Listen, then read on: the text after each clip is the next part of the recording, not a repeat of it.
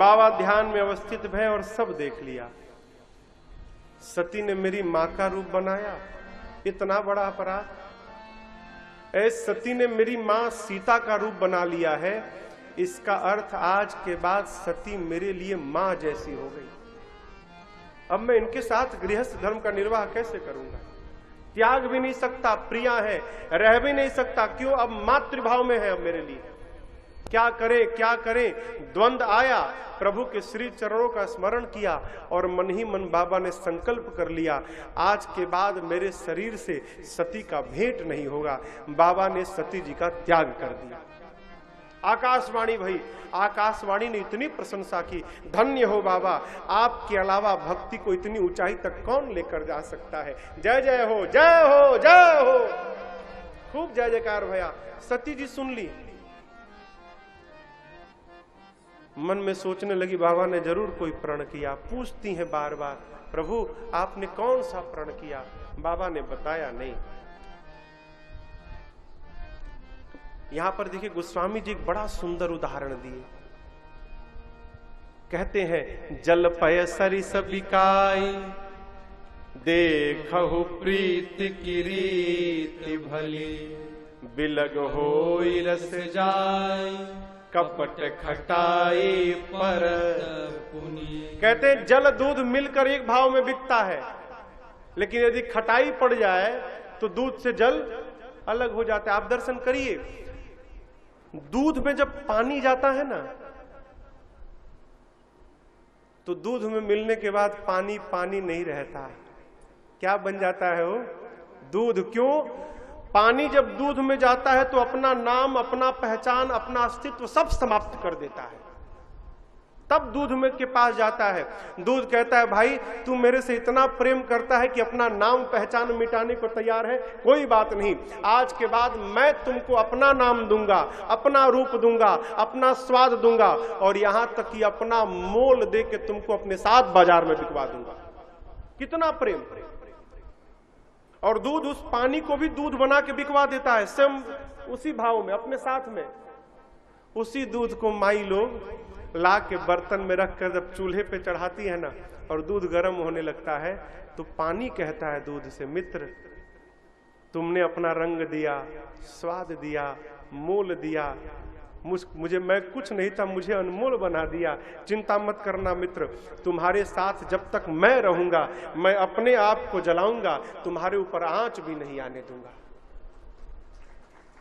और पानी अपने आप को जलाने लगता है, दूध को बचाता है। और जब मित्र जलने लगता है, दूध से बर्दाश्त नहीं होता, वो बर्तन से बाहर निकल के और उस आग को बुझाने दौड़ता है। तू मेरे मित्र को बुझ जलाएगा, उससे पहले मैं तुझे बुझाकर समाप्त कर दूंगा। कितना प्रेम हो। इसी प्रकार जब हम लोग अपने को समाप्त करके भगवान के पास जाते हैं ना, तो भगवान भी हमको अपना रंग देते हैं, अपना रूप देते हैं, मोल देते हैं, और अपने साथ साथ हमारी भी पूजा करवाने लगते हैं। लेकिन सावधान, उस दूध में खटाई का 2 बूंद पड़ जाए हो, तब जब दूध से पानी अलग होगा ना, उसके बाद दुनिया की कोई ताकत दोनों को एक नहीं कर सकती। उसी प्रकार भगवान के पास तो हो, लेकिन यदि तुमने कपट रूपी खटाई का प्रयोग किया, अपने और भगवान के बीच में कपट को रखा, तो हम भी भगवान से वैसे दूर हो जाएंगे जैसे खटाई पड़ने के बाद दूध से पानी निकल के दूर चली जाए। कपट ना हो।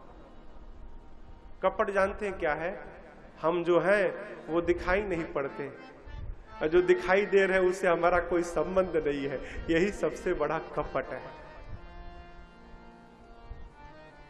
जीवन में ऐसा कोई व्यवहार नहीं करना जिससे किसी का मन दुखित हो जाए। मां बारंबार पूछती है, यद्यपि सती पूछा बहुभांति, तदपि न कहेउ त्रिपुर आरती। भगवान ने उस समय के बाद भी नहीं कहा, क्यों? कहूंगा तो सती का मन खराब होगा।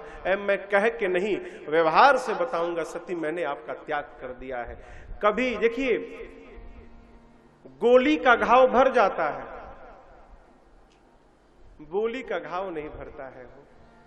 जब तक शरीर रहता है ना, बोली का घाव सुनाई पड़ता है। कभी किसी को ऐसा नहीं कहना चाहिए, जिससे उसका मन व्यथित हो। क्यों? अरे सदा ना रहा है, सदा ना रहेगा, ये जमाना किसे का नहीं चाहिए, दिल दुखाना किसी का नहीं चाहिए, दिल दुखाना किसी का। सदा ना रहा है, सदा ना रहेगा, जमाना किसी का नहीं चाहिए, दिल दुखाना किसी का नहीं चाहिए, दिल दुखाना किसी का।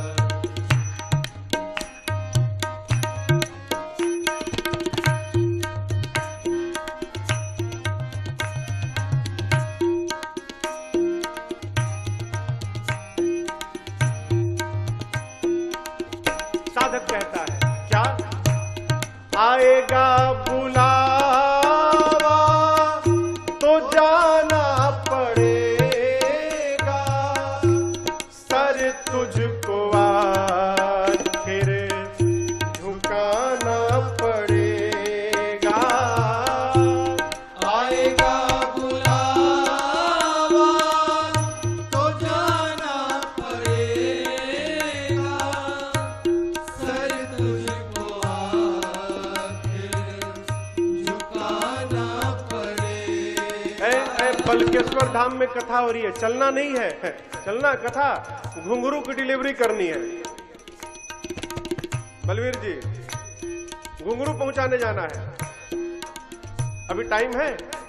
आप चलेंगे भाई साहब, मेरी गाड़ी आई उसको अनलोड कराना है, अभी टाइम नहीं है मेरे पास। अरे यहाँ बहाना बना लो, लेकिन याद रहे वहां पर वहां ना चलेगा, वहां ना चलेगा, बहाना किसी का नहीं चाहिए, बहाना किसी का नहीं चाहिए, बहाना किसी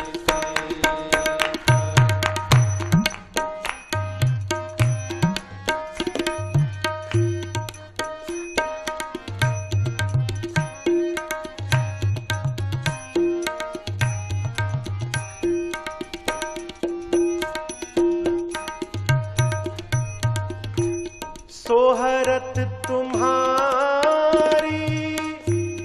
बह जाएगी, दौलत यहीं पर रह जाएगी,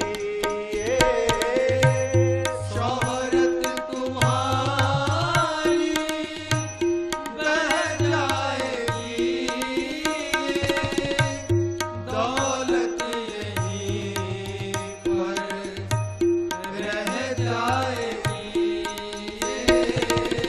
नहीं साथ जाता, नहीं साथ जाता, खजाना किसी का नहीं चाहिए, खजाना किसी का नहीं चाहिए,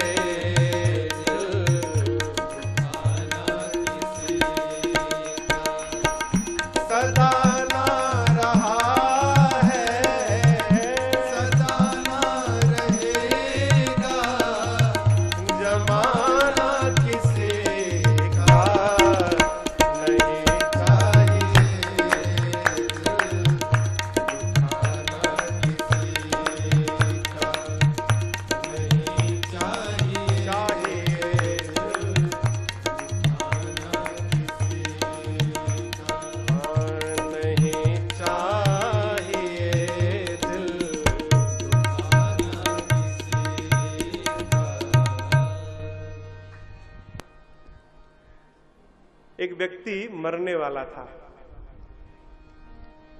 तो अपने बेटे से कहा, बेटा मेरी अंतिम इच्छा पूरी करोगे? बोला, जी पिताजी। चाबी पकड़ो, तिजोरी में एक मोजा है, निकाल कर ले आओ। गया, तिजोरी खोला तो उसमें से एक मोजा निकाला, मोजा 10 स्थान पे फटा हुआ था। ले गया पिताजी के पास। पिताजी बोले, बेटा ये मेरा बड़ा प्रिय मोजा है, मैंने वर्षों से इसको बचा के रखा है, मेरी अंतिम इच्छा है जब मैं मर जाऊं और मुझे चिता पे जलाना ना, तो ये मोजा पहना के फिर जलाना। करोगे? जी पिताजी, अवश्य करूंगा। प्राण छूटा, घाट पर लेकर गए सब। जब चिता पे शरीर को रखने की बारी आई, उसने कहा, देखिए पिताजी की अंतिम इच्छा थी, मैंने वचन दिया है, मैं ये मोजा पहना के फिर चढ़ाऊंगा वहां। ब्राह्मणों ने कहा, दिमाग ठीक है? चिता पे रखने के समय शरीर पर कोई कपड़ा नहीं रहता है। बोलते हम नहीं जानते, पिताजी की इच्छा मैं पूरा करूंगा ही करूंगा, बिना पहना मैं रखने नहीं दूंगा। भैया बवाल, वो कहे कि बिना मोजा पहना मैं रखने नहीं दूंगा, ब्राह्मण का मोजा रहेगा ही नहीं। बड़े बड़े विद्वानों को बुलाया गया, कोई उपाय निकले, कोई उपाय नहीं, कोई भी ब्राह्मण देवता तैयार नहीं भय कि मोजा पहनाया जाए। तब तक एक दूसरा व्यक्ति आया और उसने उस लड़के को एक दूसरा पत्र दिया। वो भी पत्र उसके पिता का ही था। बच्चे ने पत्र खोला, उसमें लिखा था पिता ने, बेटे आज तुम देख रहे हो ना, तुम्हारे लाखों प्रयास करने के बाद भी ये फटा हुआ मोजा भी मुझे कोई पहनाने नहीं दे रहा है। अरे संपत्ति तो छोड़ो, मैं अपने साथ एक फटा मोजा भी नहीं लेके जा सकता हूं। मैं तुमको समझाने के लिए कहा था, जीवन में खूब पैसा कमाना, धन कमाना, लेकिन साथ में थोड़ा वो भी कमाते जाना जिसको साथ में लेकर अगले जन्म तक यात्रा कर सको। क्यों? सब कमा लोगे, ये नहीं कमा पाओ ना, तो जाते समय कंगाल होके जाना पड़ेगा, साथ में कुछ जाए रहेगा नहीं। नहीं साथ जाता अरे खजाना किसी का, इसलिए नहीं चाहिए दिल दुखाना किसी। बाबा ने बताया नहीं, लेकर गए कैलाश और शंकर भगवान 87,000 वर्ष के लिए समाधि में चले गए। जानते हैं किसी को सजा देनी हो, सबसे बड़ी सजा है मौन धारण कर लीजिए। इससे बड़ी कोई सजा नहीं होती। सामने रहे बात मत करिए, मौन धारण करिए। मौन धारण करना तपस्या है, साधारण बात नहीं है। चुप हो जाना। लोग कोई नहीं मिलता तो शीशे से बात करते हैं। बाबा मौन हो गए। 87,000 वर्ष बाद समाधि से बाहर आए, राम राम स्मरण किए। सती जी दौड़ कर गई, प्रणाम की। बाबा ने सामने बिठाकर लगे बाबा कथा सुनाने, लगे कहन हरि कथा रसाला। ठीक इसी समय ब्रह्मा जी ने सती के पिता दक्ष को प्रजापतियों का नायक घोषित कर दिया। बड़ा अधिकार दक्ष को जैसे मिला। आपको बतावें, दक्ष इतने बड़े अभागे थे, अपने दामाद यानी शंकर भगवान को ही शत्रु मानते थे। क्यों? एक बार ब्रह्मा जी की सभा बैठी थी, सारे देवता बैठे थे। दक्ष आए तो जितने देवता दिग्पाल थे सब सम्मान में खड़े हो गए। ब्रह्मा विष्णु महेश क्यों खड़े भय हो भाई, सबके ऊपर है। दक्ष सोचने लगा कि ठीक है, विष्णु जी नहीं भय कोई बात नहीं, ब्रह्मा जी नहीं भय कोई बात नहीं, लेकिन ये शंकर तो मेरा दामाद है, इसको तो कम से कम खड़ा होना चाहिए। बाबा को पता नहीं कि ससुर जी आए हैं, वो तो झोली में हाथ डाले, आंख बंद करके राम राम राम राम में लगे हुए हैं। लेकिन जानते हैं जीव का स्वभाव, कहीं जाता है ना तो ये नहीं दिखाई पड़ता कि 100 लोग खड़े होकर प्रणाम किए, उसको वो पहले दिखाई पड़ता कि वो नहीं खड़े बैठे। हम जब गए तो प्राप्त होता हुआ सम्मान नहीं दिखता, पहले क्या दिखता है, हमको आने पर खड़ा कौन नहीं भैया, पहले लिस्ट बनाओ उसकी। ये दुख का सबसे बड़ा कारण है। वो उसी दिन से दक्ष बाबा को अपना शत्रु मान लिए। बड़ा अधिकार मिला। शिव जी को अपमानित करने के लिए हरिद्वार के कनखल में यज्ञ की रचना की, सबको बुलाया, छोड़ ब्रह्मा विष्णु और महेश को। बाबा मैया सती को कथा सुना रहे हैं, सारे देवता निमंत्रण आया है, सुंदर सुंदर विमान में बैठकर अपनी अर्धांगिनियों के साथ, और कैलाश के ऊपर से विमान लेके जाने लगे। अरे भाई बाईपास से चले जाते, लेकिन नहीं, सारे देवता कैलाश के ऊपर से। क्यों? बाबा को ये बताने के लिए ससुर जी ने आपको नहीं बुलाया, हम लोग को बुलाया है। सती जी ने पूछा, प्रभु ये सारे देवता? शंकर भगवान ने कहा, आपके पिताजी यज्ञ कर रहे हैं, उसी में भाग लेने जा रहे हैं सब। मां ने कहा, प्रभु मैं भी हुआ हूं। बाबा ने कहा, बुलाया नहीं गया। मां ने कहा, प्रभु पिताजी के घर, मित्र के घर, गुरु जी के घर और स्वामी के घर, 4 स्थान पे तो बिना बुलाए जाना चाहिए। बाबा ने कहा, बात सही है आपकी, लेकिन यदि अपमानित करने के लिए नहीं बुलाया गया है तो जाने पर कल्याण नहीं होगा। मां नहीं मानी। अंत में 2 गणों को साथ में लगाकर बाबा ने विदा कर दिया।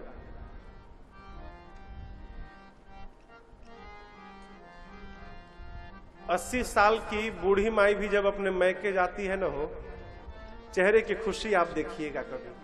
अरे है, क्या बात है, गलत तो नहीं कह रहे हैं ना? है? सती मैया जब चली मैके ना, ऐसा होगा वैसा होगा, ये मिलेंगे वो मिलेंगी, इनसे मिलूंगी उनसे मिलूंगी। लेकिन आपको बतावें, सती मैया जब गई ना हो, मेरी मां से कोई बात तक नहीं किया। पिता भवन जब गई भवानी, दक्ष त्रास काहू न सनमानी। किसी ने मिला तक नहीं, कोई किसी ने देखा तक नहीं मेरी मां को, कोई बात नहीं। सती मैया अपनी मां के पास गई, और आपको बतावें, सती मैया की मां ने जब अपनी बेटी को देखा न हो, दौड़ गई और जाकर आदर पूर्वक मां अपनी बेटी से मिली। संसार आपका त्याग कर सकता है, लेकिन याद रखिएगा, मां अपने बच्चे की कभी त्याग नहीं कर सकती। कोई न मिले, मां अवश्य मिलती है। इसलिए सबके प्रति अपराध हो जाए, जीवन में कभी भूल कर मां के प्रति अपराध न बने। क्यों? भगवान के प्रति अपराध होगा, कोई बात नहीं, मां के प्रति अपराध हो गया ना हो, फिर कुछ बचता नहीं है जीवन में। और जिसके साथ मां का आशीर्वाद मिल गया, उसको कोई ऊंचाई से पहुंचने से रोक भी नहीं सकता। हमारे कलकत्ता के एक बहुत बड़े शायर हैं मुनव्वर राना, वो कहते हैं, मैंने बुलंदी के हर निशान को छुआ, मैंने बुलंदी के हर निशान को छुआ, लेकिन सच कहता हूं, जब मेरी मां ने मुझे गोद में उठाया, तब जाकर आसमान को छुआ। बिना मां के आशीर्वाद के कुछ होने वाला नहीं है। सादर भले ही मिली एक माता, कोई न मिला, मां मिल गई, सारा कष्ट समाप्त। मां ने कहा अपनी मां से, मां मैं यज्ञ मंडप की परिक्रमा लगाना चाहती हूं। गई, जाकर सती जी ने परिक्रमा लगाया, देखा सभी देवताओं का स्थान, मेरे पति के लिए कोई स्थान नहीं। इतना अपमान।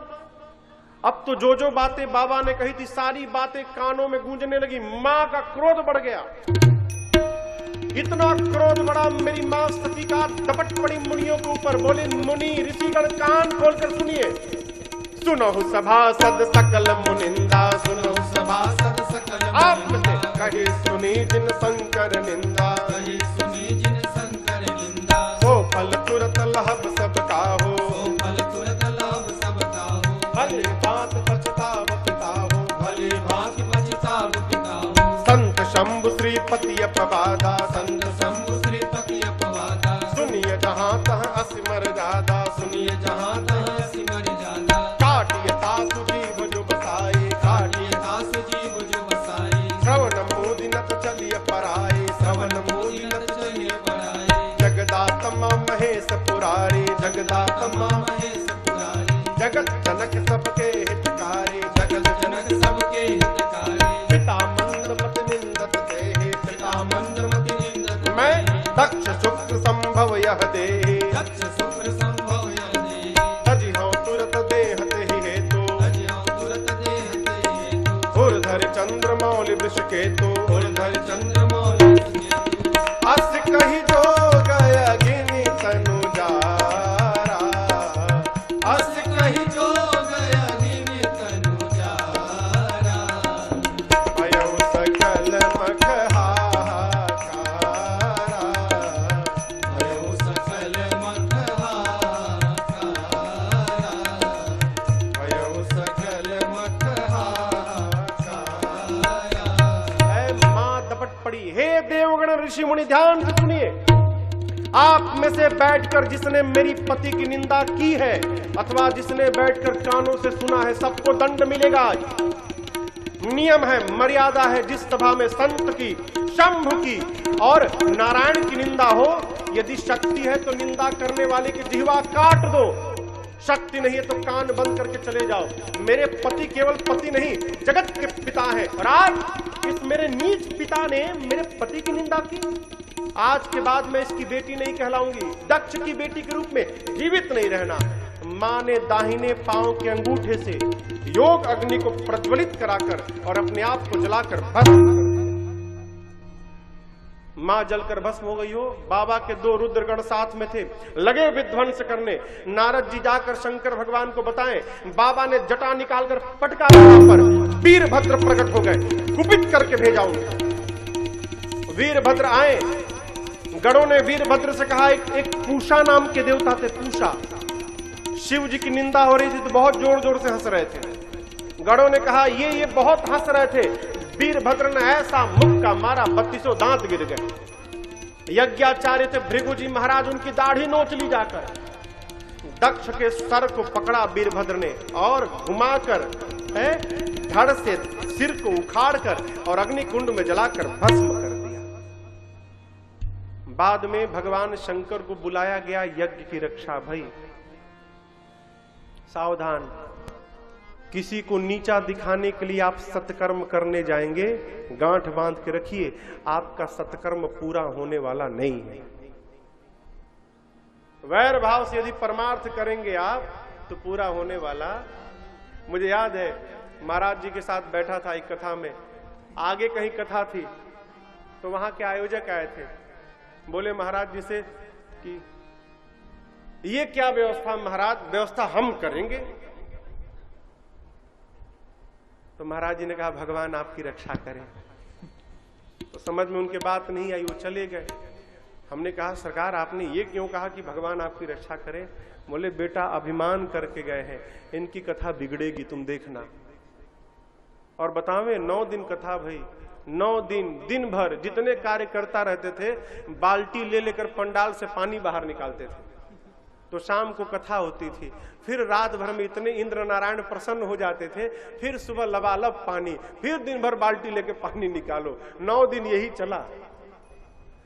यदि आप द्वेष भाव लेकर, वैर भाव लेकर, विरोध भाव लेकर, तुलनात्मक भाव लेकर परमार्थ करने जाओगे, आपका काम पूरा होने वाला नहीं है। इधर देखिए, सती मैया मरते समय, अरे सती मरत हरि सन बर मांगा। क्या मांगा? इसी जन्म में नहीं, जन्म जन्म केवल शिव पद अनुराग। हे राम जी, आप एक आशीर्वाद दीजिए, अगले जन्म में भी ना मैं बाबा के ही चरणों की दासी बनूं, इसके अलावा मुझे कुछ नहीं चाहिए। राम जी से क्यों मांगी जानती हैं? मैंने परीक्षा राम जी की ली थी, अपराध राम जी के प्रति किया था। जब तक राम जी क्षमा नहीं करेंगे तब तक बाबा मुझे स्वीकार नहीं करेंगे। दूसरी बात, सती जी जानती हैं कि राम जी की हर आज्ञा का पालन बाबा करते हैं। एक बात कहें, हमारे जीवन में भी कोई ऐसा होना चाहिए ना जिसकी हम हर आज्ञा का पालन करें। बुरा मत मानिएगा, जिसके जीवन में कोई बड़ा नहीं रहता ना, जिसके मन में किसी बड़े के प्रति भय नहीं रहता, क्षमा करिएगा, उसको रावण बनने में समय नहीं लगता।